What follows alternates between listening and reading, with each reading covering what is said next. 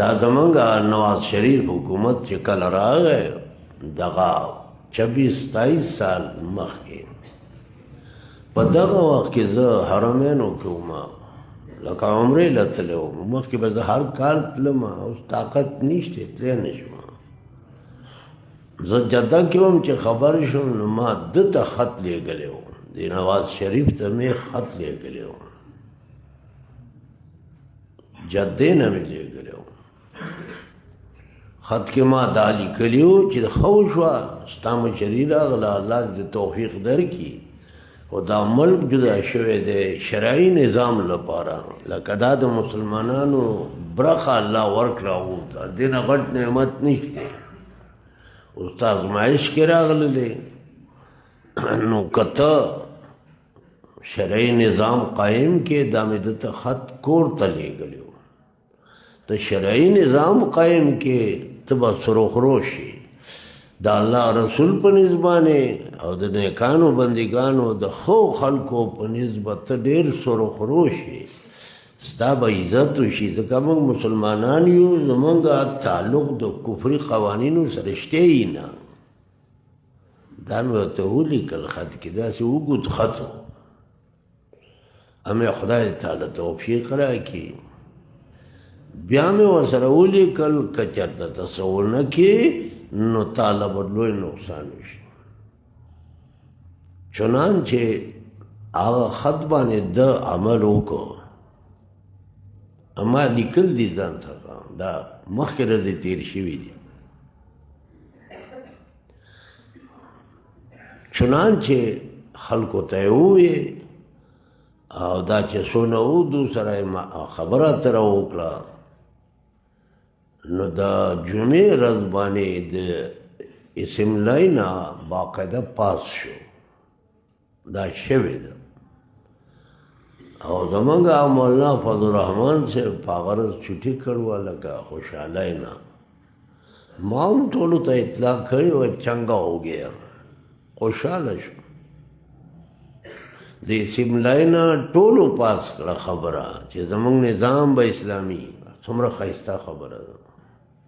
لیکن چونکې زما سمجھ الله داسې پیدا کړی دی چې د بل چا نه دی نو زه په دې پوه شوم چې مخکې به نه کېږي هلته مخکې نور کسان دي د هغې څه نوم دی څه ورته وایي هلته نور څه کسان دي په فتحې سره څه په ضمې سره هغو پاس نه کړم بیا دی لرې کړ دی ځکه چې ده همت کړی وه ما ته پته لګېدلې وه بیا هغې نه بعد یې دی ډېر زیات کړولی دی تپوس دې وکړه نه پرېږدي دارنګې 88 کې 14 اگست 88 دا زمونږ جنرل ضیاء صاحب دی عقیدتاً سم نو کله د ده حکومت راغی جنرل ضیاء صاحب دی عقیدتاً سم د پینډۍ شیخ القرآن چې کله وفات شو نو د هغه تابوت ته ده اوږه لګولې وه شیخ القرآن خو یو لوی سړی و که نه پینډۍ په 88 14 اگست ورته وایي پای کې دا علما د کل پاکستان بللي وو زه په خپله عالم نه یم او چا به وینا کړي چې دی دې وبراشي زما ګمان دا دی چې د قلاګي سابیا خان هلته و نو هغو به وینا کړي غالبه دا ده ځکه زه عالم نه یم نو هغه ما پسې هم پولیس راغله دلته نو زه هم تللی وم زما د کرایې هم توفیق نه و خو زه تللی وم موږ 3 ورځې لګولې وې اسلام آباد کې نو جنرل ضیاء صاحب چې دی نو وینا وکړه دې سر ته یې داسې لاس کړ زه ورته مخامخ هم داسې داغه کرسی زما کرسی هم نیسه هم نیو دې سر ته لاس که چې یوازې زما په سر نه کېږي زه پوه شوم چې دې څه خبره کوي دا د 88 واقعه ده تاسو علما مشایخ مشران ما سره تعاون وکړئ چې زه یو خبره کوم چې هغه وشي ما له خدای ډېر ښایسته سمجھ راکړی دی زه پوه شوم چې دی د شرعي نظام متعلق تذکره کوي الله اکبر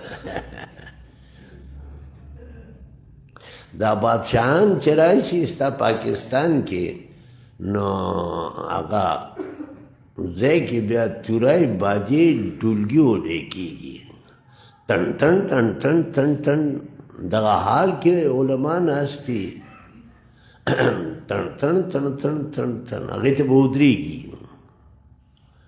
نو د دې اورېدل فسق دی په دې خوند اخیستل کفر دی دا مشکات کې راځي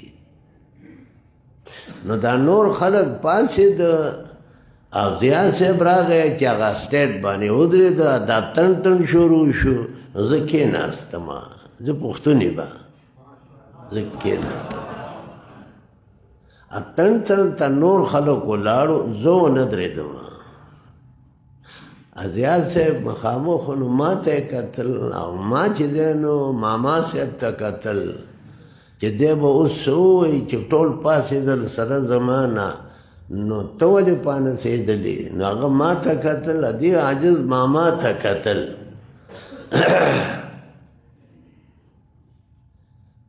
هغه پوه چې دا څوک پنجپیری دی څه دی پښتون دی کلک زه ناست یم اوس اورېدل یې فسق دی خوند اخیستل پې کفر دی نو هغې ته پاڅېدل ډبل کفر دی خیر چې څه وشو هغه وشو وی تاسو ما سره په دې کې کلک ودرېږئ او زه د شرعي نظام خبره کوم زه پوه شوم دا 3 ورځې موږ تېرې کړې بیاناتو شو ډېر ښایسته ډېر ښایسته بیا موږ واپس راغلو دا پروګرام چې وشو نو په هغه 18 اګست باندې غالبا هغه 4 ورځې وروسته هغه په جاز کې روان و او په جاز کې دماکه وشوه لوی افسران سره د هغه نه دا شهیدان شو تا د دې نه څه مطلب واخیسته ځان پوه کړه دا نواز شریف یې هم ویاره لکه اوس هم یاره کې دی ځکه چې بیا د ده کاته ونه چلېده نه پرېږدي او زیاد صاحب چې دی نو په هغه جهاز کې چې دی دباکه وشوه او چا وکړه موږ پې څه خبر یو دومره ده ماله خدای فهم راکړ دی خو ډېر زیاته هغه جهاز نه کته ولګېدل ټول شهیدان شو پکې نور هم ډېر خلک شهیدان شو هغه ورځ دا ورځ 88 دا د 88 واقعه ده هغه ورځ او دا ورځ لکه که یو سړی مخکې شي هغه له نه پرېږدي هغه له نه پرېږدي دې وجې نه مولانا مدني صاحب ویلي و د دیوبند چې شرعي نظام به نه راځي نو زه هم درته وایم چې شرعي نظام به نه راځي پرېږدي نه